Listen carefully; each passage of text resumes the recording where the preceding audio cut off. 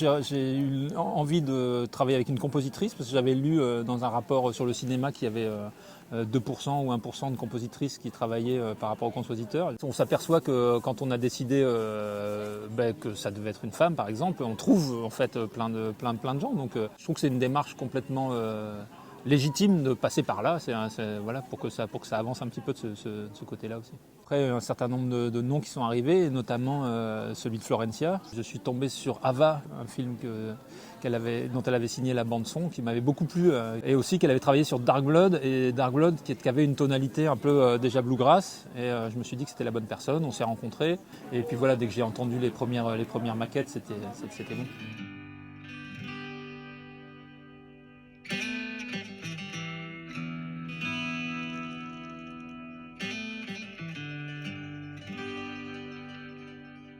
C'était une ambiance bluegrass. Après, moi, je savais ce que tu étais capable de faire en termes de sound design. Tu parles souvent de ça, parce que Florencia, elle a une écriture comme ça où elle est capable de distordre des sons et de faire avec des instruments réels, de les passer dans des filtres, de bricoler des trucs incroyables.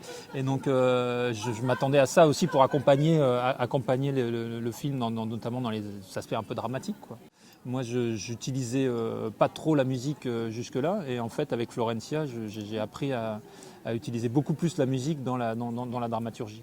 La musique a été composée pendant que le film a été fait, d'autant plus nourrissant comme dialogue créatif. De par mon expérience dans les films documentaires, j'ai appris que on ne reproduit pas une époque, l'état mental d'une époque, en faisant forcément de la musicologie. Ce qui compte d'abord, c'est la perception du personnage, de l'époque. Par une question esthétique, le bluegrass acoustique était correct. Pour moi, ce n'était pas forcément par des raisons historiques. Ça collait très bien avec la nature sauvage du personnage et des couleurs. Et aussi, il y a quelque chose de tout à fait esthétique. C'est-à-dire qu'il y a beaucoup de contrastes, c'est très on your face, les couleurs du film. Donc, il fallait que la musique soit très on your face. Quand j'ai commencé à voir les couleurs du film,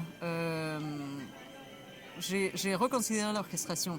Une dimension orchestrale, D'ailleurs, c'était un moment merveilleux d'avoir cette musique qu'on connaissait déjà bien, puisqu'on avait les maquettes qu'avaient fait les 4 musiciens bluegrass depuis longtemps. On est allé enregistrer à Londres la totalité de l'orchestre qui allait soutenir et emmener tout ça.